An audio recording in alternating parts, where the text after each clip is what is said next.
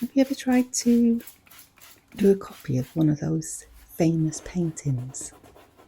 I think we all have at some point. I think I remember that it was one of the projects in art school back in the day. But I think we've all got artists that we admire and we want to paint. We'd love to have painted or paint like they do.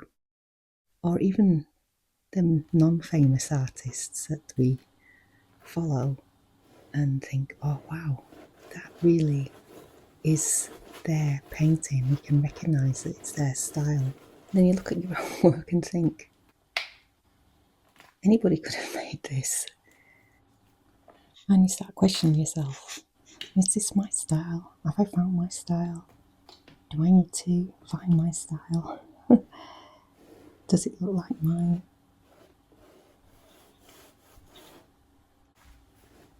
Well, today, while I'm finishing off this painting, I think it's the final stage in this painting, but you never know with me. Trying to bring it together, and I do bring it to a point where I'm happy at the end. Well, I'm going to share some reasons why your art doesn't look like yours yet. Okay, the first thing then I'm going to look at is that you're still painting what you think you should be painting. Remember all those artists that you admire and not really what you're drawn to. Well, this is a big one. It can take a long time to recognise that you're actually doing it. Like painting a landscape that you think should look like a landscape. This is hard though, because even though I paint abstractly, it keeps coming back to, does it look like a landscape? So it's very hard to, well, it's hard to judge yourself anyway, but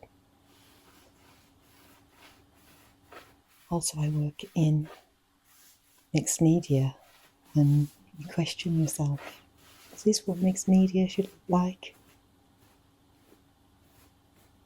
Will people understand it? But do they have to? I think when you paint for yourself, you create for yourself, and you're happy with it, that's the most important thing.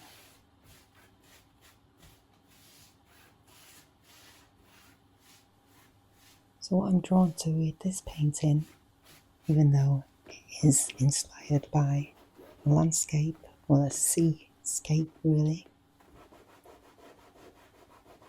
but I'm drawn to the atmosphere, the light, the feeling of being in a place, in that place, rather than a record of what it looked like. The memory, how it softens edges and intensifies colour. That's why I want to paint. And the moment that I think you just stop fighting what something should look like and just follow that feeling, then things shift. So if you ask yourself honestly, are you really painting what excites you, or what you think you should be excited by? It's not always the same thing. And one way, the way that excites you, leads you to you. And this one leads nicely into another reason. What if you haven't found your materials yet? You know, I love mixed media, but are you ignoring the ones that you want to try? Maybe you haven't had the courage to try them yet, or even trying a specific tool, or adding some texture. I talk about this a lot because I think it's genuinely one of the most important things. Your materials are all part of your voice. The way I work with layers, with collage, with texture, well, you only half see it in the end because it's so covered up with layers.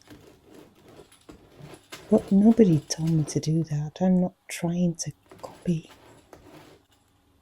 anybody. I just let it flow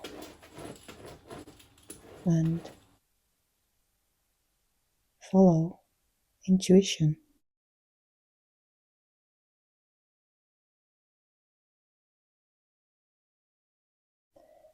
And I think a lot of artists either haven't experimented enough to find what materials they enjoy using yet,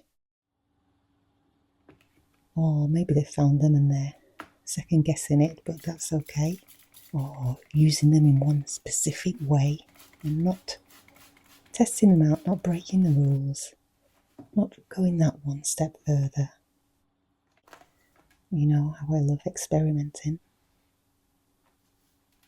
working more loosely,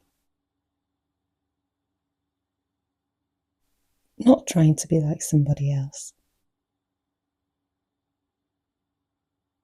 One good tip is just surround yourself with tools and materials before you even start, and you find that you grab things that are on hand and try them out. And sometimes it works out and sometimes it doesn't, but it's a big learning process along the way. And it's true what they say, those happy accidents do lead to something interesting.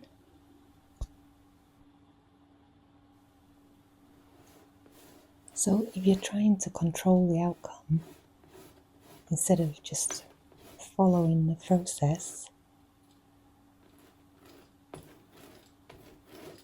then you're never going to find what really suits you. I've done it myself. I keep reaching for the same things. And maybe you start a painting with a clear picture in your head of what it's going to look like. And you spend the whole time trying to make a painting to match that picture, correcting it, pulling it back, keeping it on track. And what gets lost in all that control is the actual feeling of the painting itself. The thing that wants to emerge, and you kept overriding it.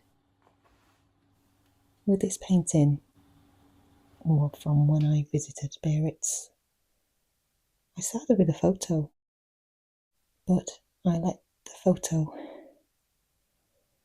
go very early because what I wanted wasn't the image. Like I said, it was the feeling, the light on the water, the particular quality of that afternoon, the emotion of being there with somebody that I haven't seen for over 30 years. And colour. I think that colour is one of the most personal things about an artist's work. And it's also one of the easiest things to borrow without realising you're doing it. If you follow an artist that you love, you start using their palette, their combinations, their relationships between warm and cool, then maybe your paintings gradually start to look like theirs. Finding your own colour takes time. It means noticing what you're actually drawn to again, not what you think looks sophisticated or saleable. And again, it depends what you're after. If you're like me in this, I'm just looking for atmosphere, not accuracy. A limited palette can create that mood. This painting's a good example because I'm working on a very limited palette, because that's the feeling that that day in Biarritz asked for. Also, maybe you haven't made enough bad paintings yet or pushed through enough layers yet. And this is something that I do a lot. I build up the layers and the painting changes and changes and changes. And sometimes it's hard to know when to stop. But in the end, there's no shortcut to finding your own voice. It comes from volume, from creating, making painting after painting, making layer after layer, pushing through all those missing middle, ugly stages, and finishing things that you want to abandon, or even if sometimes you put it to one side and come back to it, but pushing through your comfort zone, I've talked about this in another video, is all part of the process. And every bad painting teaches you that something a good painting can't. Every layer you push through reveals something underneath that you couldn't have planned. So all those artists whose work looks unmistakably theirs have almost always made an enormous amount of work to get there. A lot of it that nobody will ever see. So yeah, I'm happy. So it's a good time to stop anyway, at least for a few days. But I'm really liking the expression I've got of the, well, you all know that it was my inspiration of A Trip to Biarritz, but I'm loving the marks that I've got with the lines kind of giving that expression of the sea and the sandbanks and the wave and the troubled skies. So for me, I've captured the feeling of when I was there. Well, that was my aim. That was my intention. So for now, I'm leaving it there. In this painting, I did something risky, something different. And at the moment, I'm happy with it. That's because I pushed through that comfort zone. And maybe that's how I create work that looks like me. So we're finishing with a few inspiration photos, maybe for paintings to come. Again, that feeling of I like these night pictures and that atmosphere that it's creating. So maybe for future paintings. But the more I do, the more I find me, and hopefully that shows through in the paintings.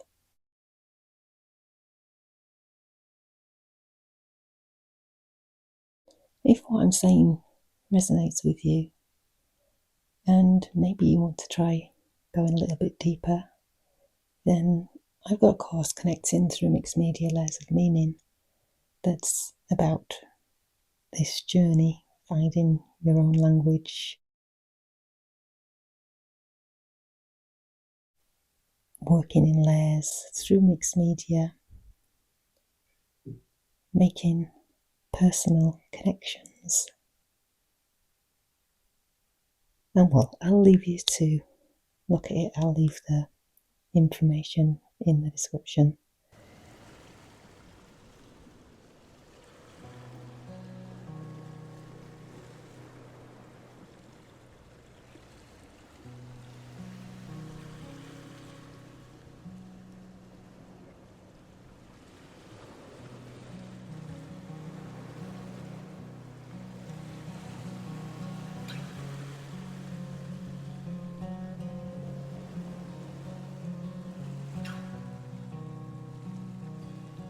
Thanks for joining me.